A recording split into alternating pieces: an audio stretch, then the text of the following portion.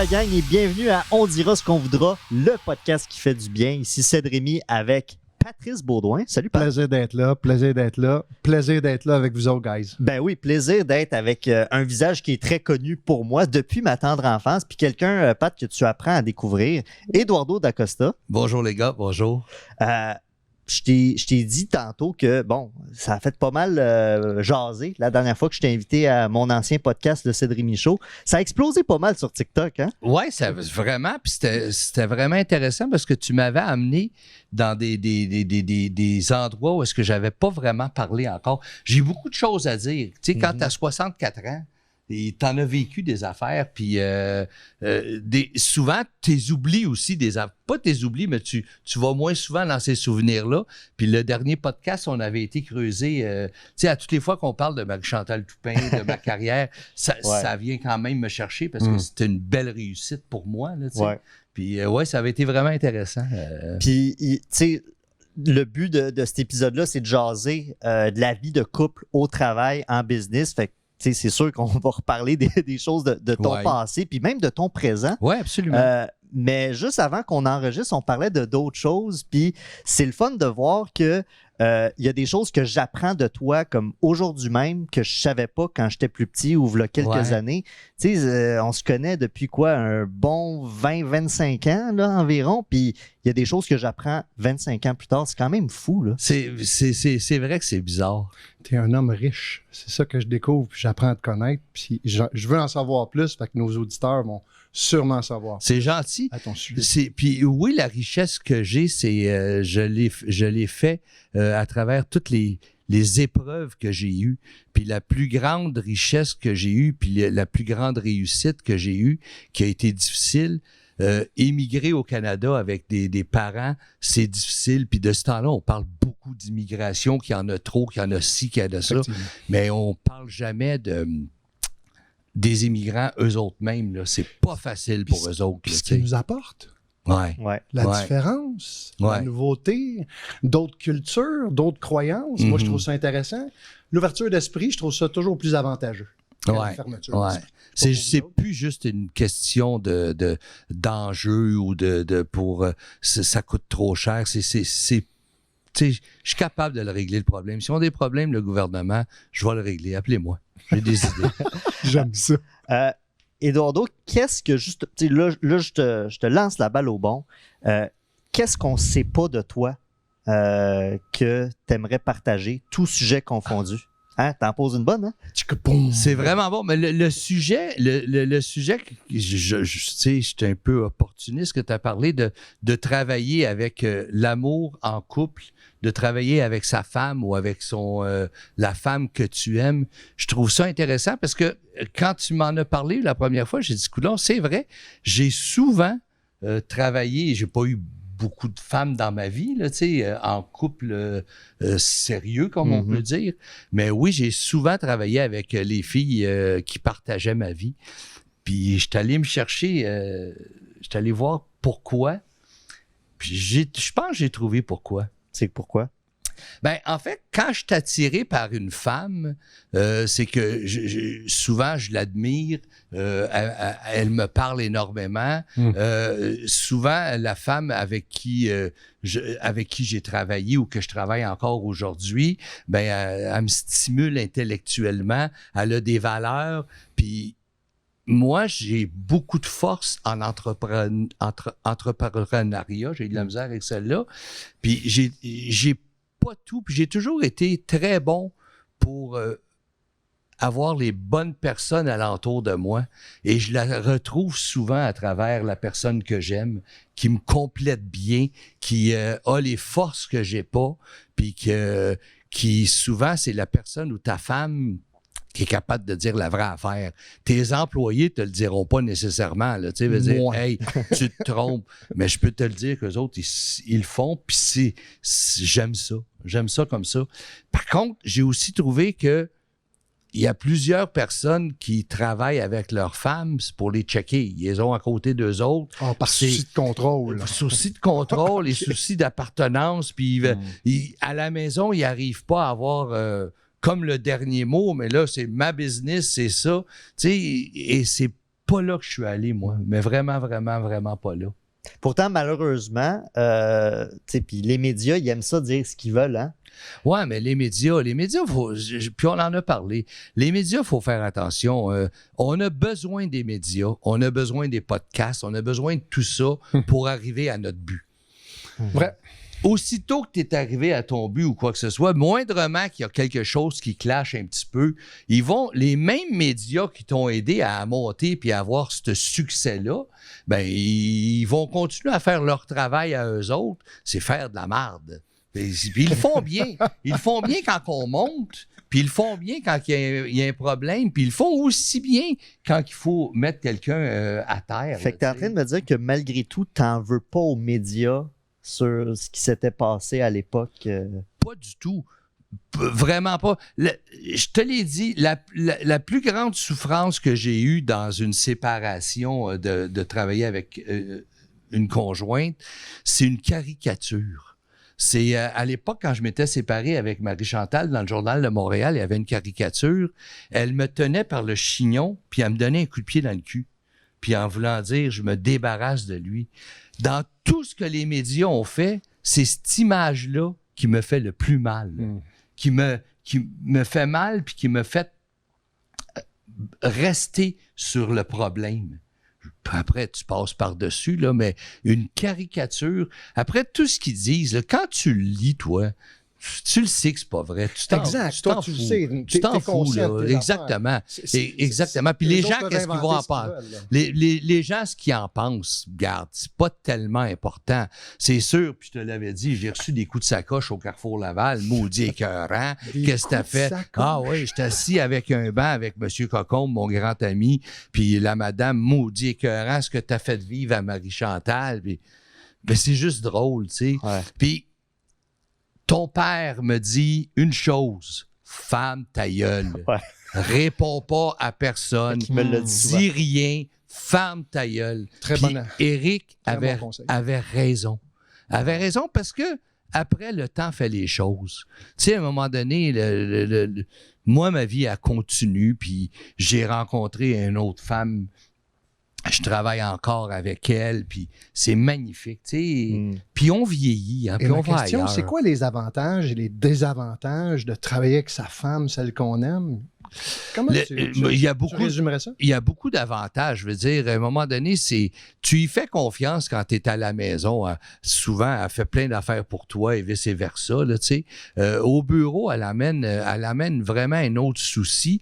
Puis, ce qui est extraordinaire, quand tu travailles dans un milieu comme, exemple, la télévision, ça fait plus de 10 ans qu'on est ici, je suis un petit peu tanné de répéter les mêmes affaires. Puis c'est normal de répéter les mêmes affaires avec le staff, avec les amis avec qui tu travailles. Tu es toujours obligé de te répéter pour y arriver, tu sais. Puis ce qui arrive, c'est que la femme, elle arrive, puis tu y dis c'est quoi qui te tape ses nerfs le plus, puis tu y fais confiance, fait que c'est elle qui le prend en main, puis ça arrive à un autre résultat parce que c'est fait d'une autre façon. Tu sais, on est tous pas parfaits, là, mais tu donnes la chance à une autre personne de venir résoudre le problème. Parce que le problème, quand il me fatigue, moi, c'est pas personnel. C'est que l'entreprise va en souffrir un jour ou l'autre. Donc, il faut finir par le régler. Fait que la confiance, c'est un avantage. La confiance, c'est incroyable. Puis, tu sais, d'être capable de bien t'entourer. Mais Simonac, si je l'ai choisi, elle, pour être dans ma vie à moi, de tout partager avec moi, de m'en aller ailleurs, de faire le dernier bout de chemin qu'il me reste à faire avec cette personne-là, elle doit certainement être capable de venir travailler avec moi puis faire une grande différence là aussi. C'est pareil. C'est vraiment pareil. Très inspirant ce que tu dis. Merci. Mais là, je te pose la question, je veux vraiment que tu sois franc avec moi, Eduardo. Quand tu as songé à engager ta conjointe actuelle pour ici la télé, est-ce que tu as eu un doute? Est-ce que tu as repensé à ton expérience avec Marie-Chantal? Est-ce que tu t'es dit, hey, il y a des risques que je retravaille avec ma conjointe? Ou pas une seconde. Ah, non. Pas une seconde. Quand j'ai eu l'idée de la faire travailler avec nous autres, de l'emmener dans l'équipe, c'est que j'avais des lacunes à travers l'entreprise. Puis j'ai vu en elle, tu sais, toute ma vie, j'ai créé des talents. Je m'y suis toujours réalisé à travers les autres, moi, tu sais, que ce soit dans la chanson, que ce soit dans l'alimentation, que ce soit partout. J'ai toujours été entouré de personnes qui m'ont permis de grandir puis d'avancer.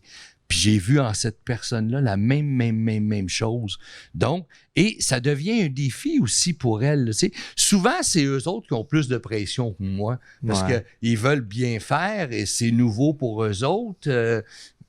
Mais non, j'ai jamais une seconde pensé à ce qui est arrivé. De toute façon, Marie-Chantal, je te l'ai déjà dit à micro fermé, la femme qu'elle est aujourd'hui, je ne la connais pas, cette femme-là. J'ai la femme avec qui j'étais et la femme qu'elle est après notre séparation, pour moi, c'est pas la même personne. Je regarde aujourd'hui Marie-Chantal, si elle était dans un restaurant, est-ce que je serais attiré vers elle parce qu'elle dégage ou quoi que ce soit? Non. Mais c'était autre chose à l'époque, là, tu comprends? C'était... puis j'avais pas sorti avec Marie-Chantal parce que je voulais devenir son manager, là. C'était pas ça, mais pas du tout, du tout, là, tu sais.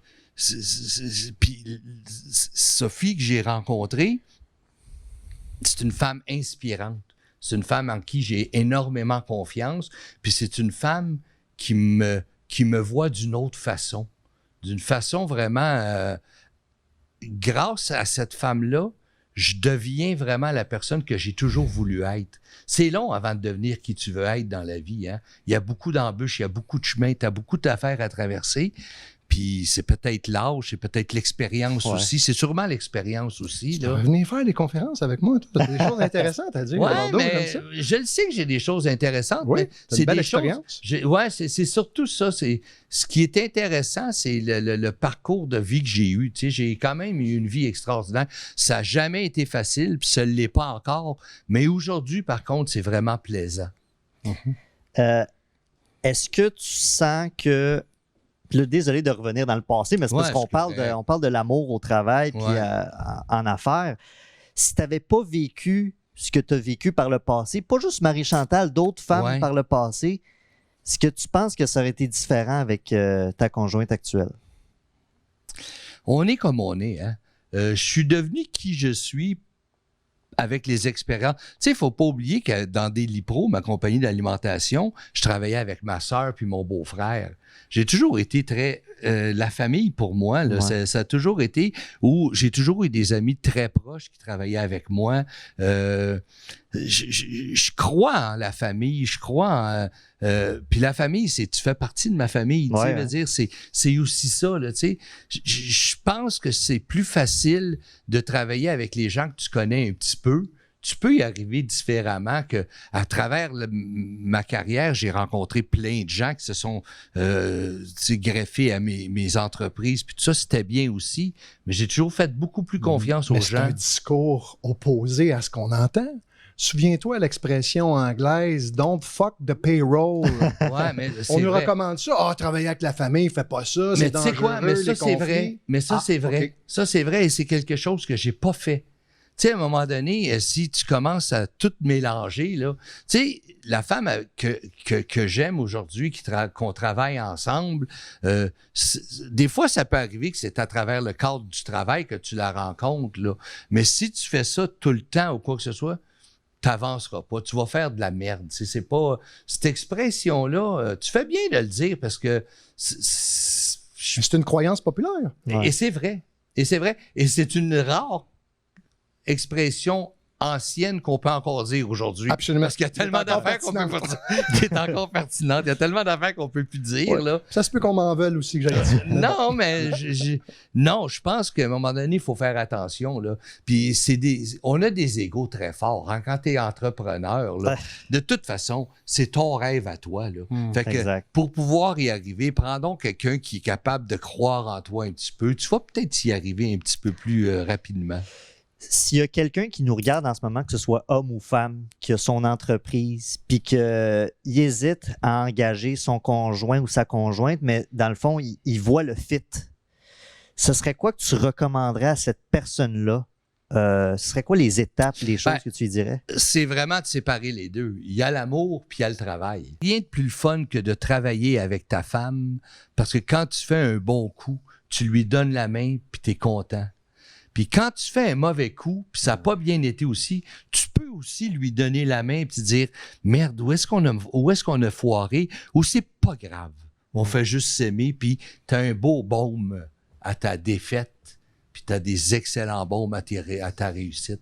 Fait que tu as avancé beaucoup plus rapidement dans ta vie à deux que tout seul. Ouais, tout seul, j'aurais jamais été capable de faire quoi que ce soit.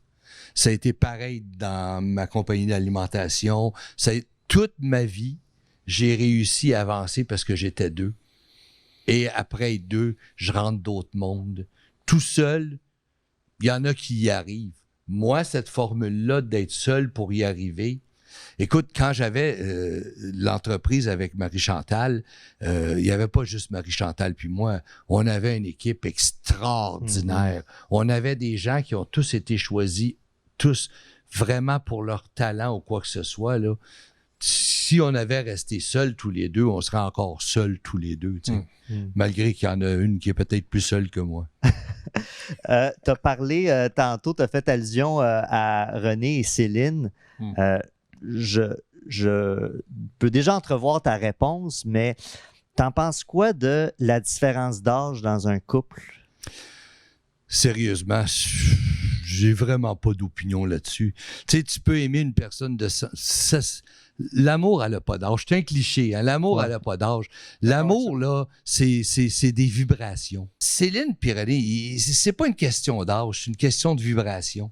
Elle a aimé l'homme, elle a aimé la vibration que ça lui apportait.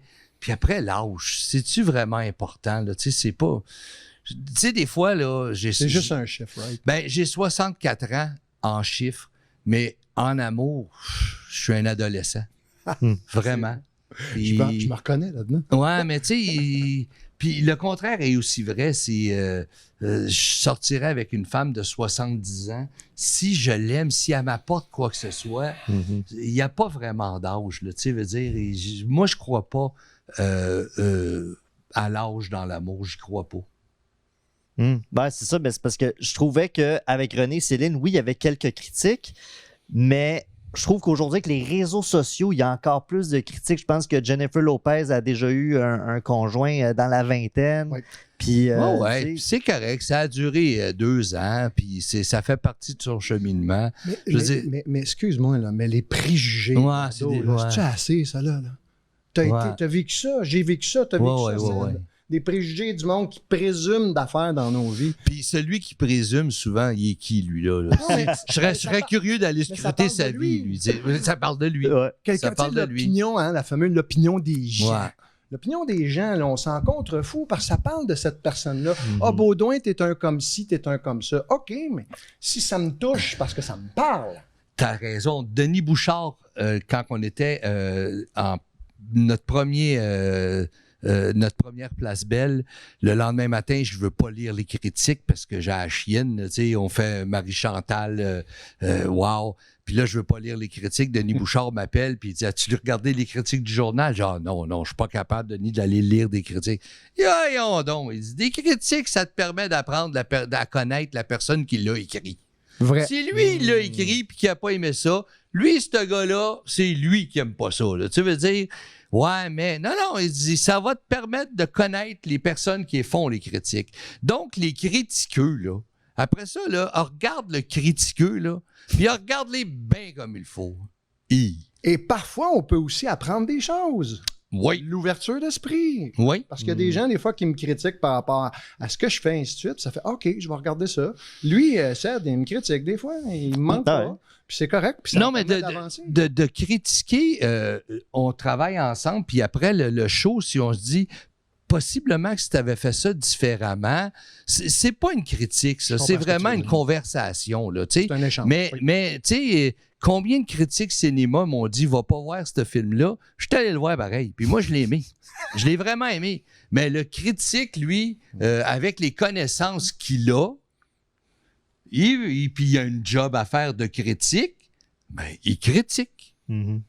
Moi, je m'en fous de ta critique. Je sais que la critique, il y en a des critiqueux sur, les internets, les réseaux sociaux. Tout le monde se déguise en expert maintenant. Il y a des experts partout, là. Des coachs de vie. Tu t'en parles, là? Oh boy. Partez-moi pas là-dessus, là. Calvaire. Je suis intéressé d'entendre parler de ça. Ben, écoute, quand un coach de vie, là, il te fait un post le matin, il est 6h30, là, il a un chapeau de cow-boy avec en torse nu puis avec une chaîne en or. Toi, quand tu te lèves à 6h30, tu prends pas un café. Tu te mets un chapeau, tu te mets une chaîne en or puis tu as un message à donner au monde. Calvaire. Prends un café, le message va changer. Je suis d'accord avec ça. Puis, tu sais, tous les coachs, j'en suis un, moi, un coach. Oui, je le sais. On apprend à se connaître. Il y a des très bons coachs de vie. Ouais. J'en ai croisé, moi, dans ma vie, qui m'ont fait énormément de bien. Mais Là aussi, c'est une question de choix. oui, c'est très personnel. Celui que je viens de critiquer, là, c'est mon opinion. Mhm. Puis il y a plein de gens, puis il y a plein de gens qui l'aiment avec son chapeau de cow-boy puis sa chaîne en or. Puis c'est des gens intelligents aussi, là. Mais moi, vous le savez, à 6h30 du matin, à moins que tu sois Kevin Costner. Tu sais. Ça, c'est bon. Ça, t'as le droit. Ouais. C'est quoi mon expression préférée par rapport à l'opinion? Qu'est-ce que je dis tout le temps? Mon Dieu. Comment Mais c'est ça? parce que t'en dis plein d'affaires. Bon, ça y est. J'ai le droit à mon opinion. Ouais. Mais mon opinion, là, on s'en fout. Ouais. Parce que c'est juste mon opinion. Mais Ouais. j'y ai droit. Mais j'ai pas la vérité, tu comprends? Ouais. C'est ça la différence. Puis souvent, des gens dans la musique, ils venaient me voir et disent donne-moi ton opinion là-dessus. Je dis, tu veux vraiment avoir mon opinion, mais c'est la mienne, là, tu sais. Ouais. C'est tout. Puis après, vis avec. Absolument. Si elle te détruit ou elle t'aide ou t'aidera pas, c'est rendu ton problème. Mais tu me l'as demandé. J'en ai une opinion. Hmm. Tu veux-tu la savoir? C'est autre chose. En terminant, Eduardo, je sais qu'on va se revoir dans d'autres entrevues, là, mais mettons là, que c'était la dernière, puis je vais aller même un peu plus intense que ça. Mettons, tu n'es plus ici sur Terre, puis il y a un message, une parole, une philosophie, bref, quelque chose que tu veux que les gens ils se rappellent de toi, ça serait quoi? Je m'en vais juste voir ce qui se passe de l'autre côté. Je reviens. Wow. Wow. Rien à rajouter. Rien à rajouter, certain. Hey, Eduardo D'Acosta, merci infiniment. Tu sais, c'est dommage que ça dure juste une demi-heure parce qu'on a jasé plein de choses avant que ça enregistre. Oh, yes. Je sens qu'on va te réinviter, tu n'auras pas le choix. Mais c'est le fun, votre concept. C'est vraiment le fun. Puis c'est le fun d'avoir une troisième personne dans l'entrevue. On se connaît quand même bien. On croyait qu'on se connaissait bien, là. Mais j'aime beaucoup l'idée. Puis longue vie à ce que vous faites. C'est intéressant. Vraiment, parce que on parle de ce qu'on n'a jamais dit avant. Vous réussissez ça. Bravo. C'est ça le titre du podcast. On dira ce qu'on voudra, puis je pense qu'on a dit ce qu'on voulait dire. Fait que merci, Eduardo. Merci, Patrice. Merci à toutes celles et ceux qui nous écoutent en audio, que ce soit sur Spotify, Apple Podcasts, les gens qui nous voient en YouTube. N'hésitez pas. En fait, je vous recommande fortement de partager cet épisode à un de vos amis. Faites copier-coller là, en texto ou en Messenger. Et je suis certain que ce podcast-là va faire du bien, pas juste à vous, mais à quelqu'un de votre entourage. Et puis, on se revoit pour un autre épisode de On dira ce qu'on voudra.